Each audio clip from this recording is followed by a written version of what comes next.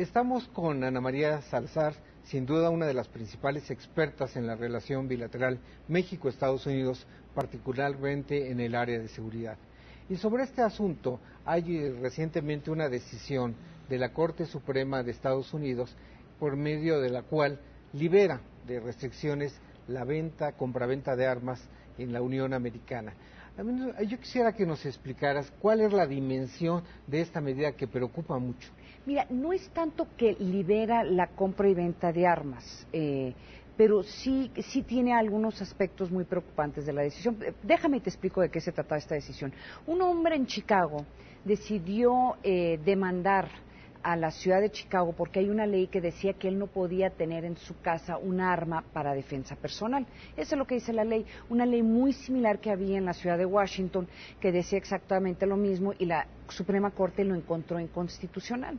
Cuando los jueces, los magistrados analizan, dicen sí, esto viola la segunda enmienda porque la segunda enmienda claramente dice que toda persona en Estados Unidos tiene derecho a tener acceso a armas para su defensa personal. Ahora, aquí viene lo confuso, porque aunque ya se derroga esa ley de Chicago que le permite ahora sí a las personas en Chicago tener un arma en su casa para su defensa personal, lo que abre esta decisión es que se apelen muchísimas decisiones en Estados Unidos en donde se trata de controlar el uso y que la gente porte armas. Por ejemplo, hay leyes en Estados Unidos que no permiten que portes armas en las universidades, o hay leyes que dicen que si tú tienes un problema mental no puedes portar armas, hay leyes que tienen ciertas restricciones de que si tú tienes algunos antecedentes penales no puedes portar armas, o si tú eres un esposo abusador no te van a dejar portar armas. Hay una serie de legislación que se abre a que empiece a apelarse bajo este rubro de que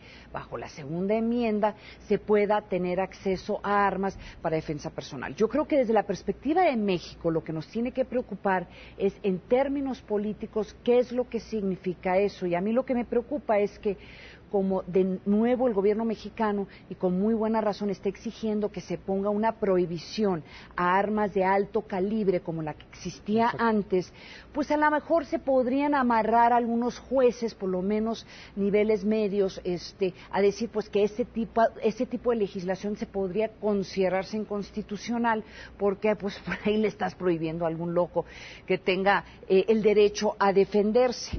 Hay otros analistas jurídicos que están diciendo no, que probablemente en este tipo de casos la Suprema Corte lo que va a decir, miren, hay muchas armas en Estados Unidos de donde escoger para su defensa personal, no hay la necesidad de tener estas armas de alto calibre. Entonces, como verás, es un poco confusa la decisión, pero sí hay algunos aspectos que nos deben de preocupar. Bueno, yo creo que el aspecto que preocupa es justamente esto de las armas de alto calibre, porque pues con esta libertad que hay o que en adelante para adquirirlas, pues para nadie es un secreto que estas armas de alto calibre pues, son de las que se nutren los grupos del crimen organizado. Claro. Entonces, bueno, nosotros hemos visto que en la zona fronteriza México-Estados Unidos es una de las zonas de mayor violencia.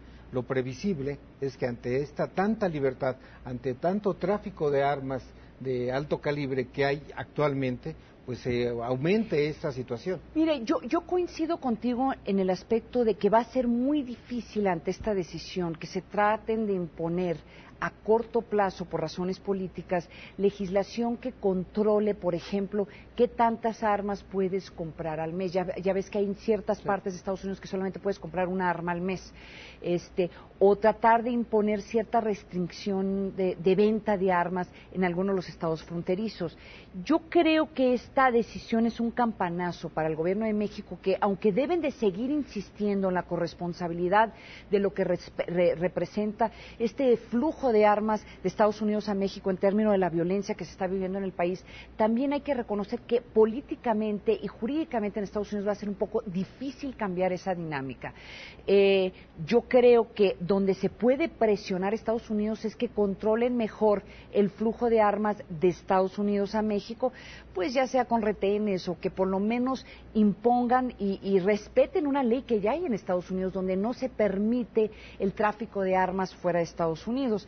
Pero también hasta eso es difícil, porque si tú paras a una persona que está viajando en una carretera que te lleva a una de las fronteras de México con muchas armas y dices, bueno, ¿qué vas a hacer con estas armas? Y dices, son para mi defensa personal, tú como autoridad en Estados Unidos tienes que comprobar que era para traficar en México o traerlo a México. Entonces sí hay, yo creo que a mediano o a largo plazo seguir insistiendo es lo correcto políticamente, pero realísticamente yo creo que las cosas no hay muchos cambios en Estados Unidos en términos de la legislación. Bueno, sin embargo, en el tema de la cooperación, pues es claro que uno de los objetivos tanto el gobierno de Estados Unidos como el de México, es esta lucha contra el crimen organizado. Se estableció la iniciativa Mérida, entre muchas otras medidas de cooperación, pero realmente frente a estas decisiones, frente a los efectos de una medida como esta, pues realmente la iniciativa Mérida queda prácticamente borrada.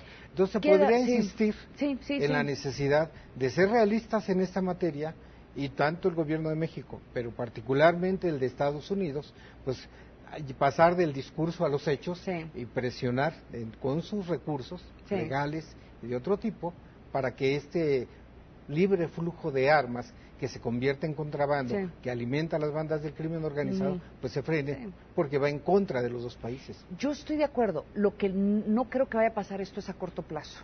¿Sí? Y yo creo que eso lo tenemos que reconocer. Y a corto plazo, todo la ayuda, el apoyo de la iniciativa Mérida, no se va a ver un reflejo en el cambio del tipo de violencia que se está viendo en el país. Y yo creo que se crearon desafortunadamente muchas expectativas con la iniciativa México y también con la iniciativa Mérida y con este discurso de las posibilidades de que cambiara la legislación en Estados Unidos en términos del tráfico de armas, de que podría suceder algo a corto plazo. No va a suceder, Alejandro.